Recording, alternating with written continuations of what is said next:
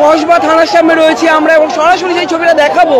কসবার যে গণধর্ষণ কাণ্ড, সেই গণধর্ষণ কাণ্ডে কিন্তু রীতিমতো উত্তাল পুলিশের সঙ্গে কার্যত সংঘর্ষের পরিস্থিতি ডিওয়াইএফআই সমর্থকদের সঙ্গে।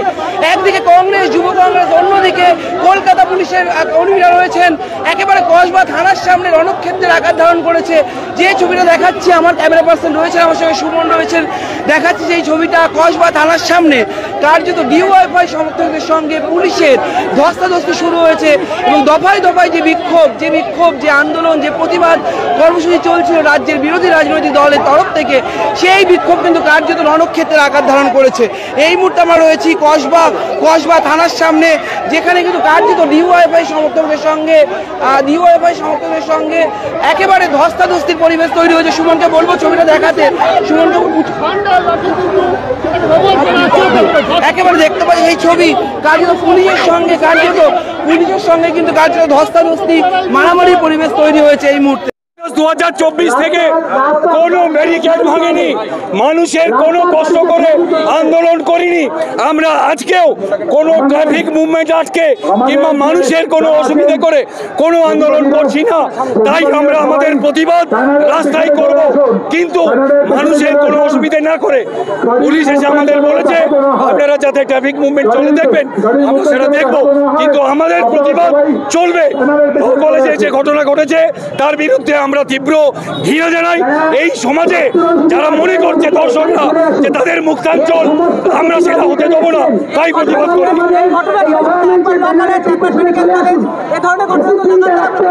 আরজি করেন নৃশংস হত্যা, এই রাজ্যের স্বাস্থ্য ব্যবস্থার হত্যা, এই ল কলেজের এই ধর্ষণ প্রমাণ করে আইনের শাসনকে ধর্ষণ করা হচ্ছে। তাই আমরা এই প্রতিবাদ করছি, আমরা এখানে প্রতিবাদ করছি।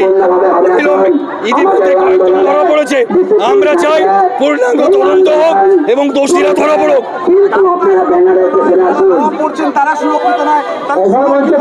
রাজ্যের কোন মা বোনেরাই সুরক্ষিত নয়। আজকে যদি আমরা দেখি বারে 9ই আগস্টের পর থেকে আজ কম বেশি প্রায় 30টির বেশি ঘটনা ঘটছে। গঙ্গারানগর, কোন্নগর, কয়েকদিন আগে ক্যানিং, কোথায় না ঘটছে এই ঘটনার প্রতিবাদে। তাই আমরা রাস্তায় আছি।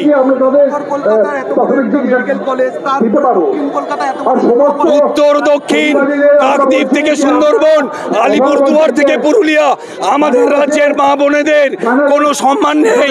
আমাদের বাড়ির মায়ে বোনেদের সামান্যতম কোনো সম্মান। এবং আমরা মনে করি যেখানে তামান্নার প্রতিটি 10 বছরের শিশু, যে জানে না রাজনীতি কি, যে জানে না ধর্ম কি, তাকে নৃশংসভাবে যেভাবে হত্যা করা হয়, আমাদের রাজ্যের মায়েদের বোনেদের সম্মান নেই, আমাদের রাজ্যের মায়ে বোনেদের নিরাপত্তা নেই। তাই আমরা রাস্তায় আছি।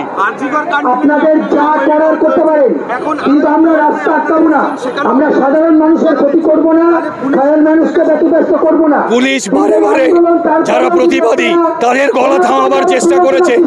আমরা দেখেছি এই পুলিশ আশফাকুল্লাহ নাইয়ার বাড়িতে চলে যায় রাতের অন্ধকারে, কিন্তু এই পুলিশকে পাওয়া যায় না যখন সাউথ কলকাতা ল কলেজে একটি মেয়েকে ধর্ষিতা হতে হয়।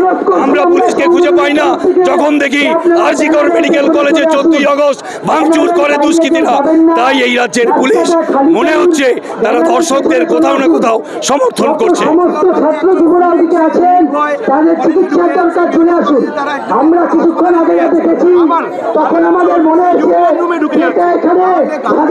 আমরা বাস করি না। যাদের দায়িত্ব সুরক্ষা দেবার, দেখা যাচ্ছে তারাই এই সুরক্ষাটা ভাঙছে। যাদের দায়িত্ব আমার মা বোনেদের নিরাপত্তা দেবার, তারাই নিরাপত্তা ভাঙছে, সেটাই আমরা দেখছি।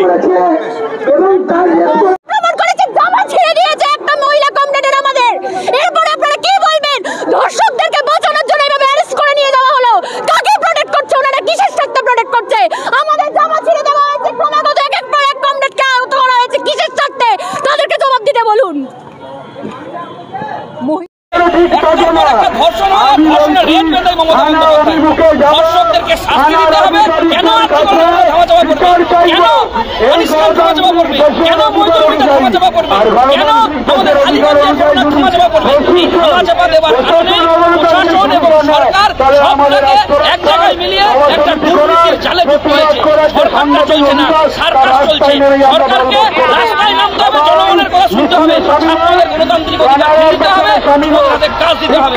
লড়াই চলবে, লড়াই থামবে না। অবশ্যই কসবাথানা ঘেরাও হবে। সমস্ত আসামিদেরকে গ্রেপ্তার করতে হবে যারা দোষী। যতক্ষণ পর্যন্ত গ্রেপ্তার না হবে এই লড়াই চলবে এবং গোটা পশ্চিমবাংলায় এই আগুন ছড়িয়ে পড়বে। এই আগুন হচ্ছে মানুষের, জনগণের স্বতঃস্ফূর্ত প্রতিরোধের আগুন।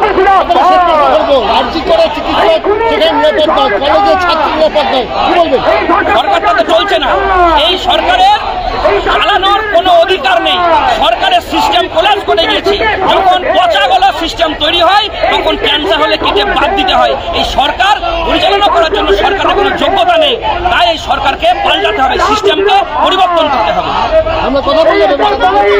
একেবারে কসবা থানার সামনে এখানে উপস্থিত হয়েছে এবং ধুমধুমার কাণ্ড, একেবারে মিছিলকারীদের সঙ্গে একেবারে পুলিশের একেবারে হস্তাহস্তি, সেই চিত্র একবার দেখাতে বলবো এবং যেই চিত্র আপনাদের সামনে তুলে ধরবো। একেবারে ধস্তাধস্তি যে পরিস্থিতি কিন্তু পুলিশ এবং কর্মীদের সঙ্গে, সেই চিত্র একেবারে সরাসরি আপনাদের সামনে তুলে ধরছি। এবং পুলিশ যে কীভাবে আটকে দিয়েছে, ব্যারিকেড দিয়েছে, হিউম্যান ব্যারিকেড দিয়ে আটকে দিয়েছে, সেই চিত্র কিন্তু একেবারে আপনাদের সামনে তুলে ধরছি। এবং পুলিশ কিন্তু ইতিমধ্যে এবং থানার সামনে কিন্তু তারা বসে পড়ছে, সেই চিত্র একেবারে থানার সামনে কিন্তু তারা বসে পড়ছে। এবং এই যে পরিস্থিতি, পুলিশ কিন্তু তাদেরকে আটকে দিয়েছে, থানা ঘেরাও পরিস্থিতিতে পুলিশ তাদেরকে আটকে দিয়েছে, সেই চিত্র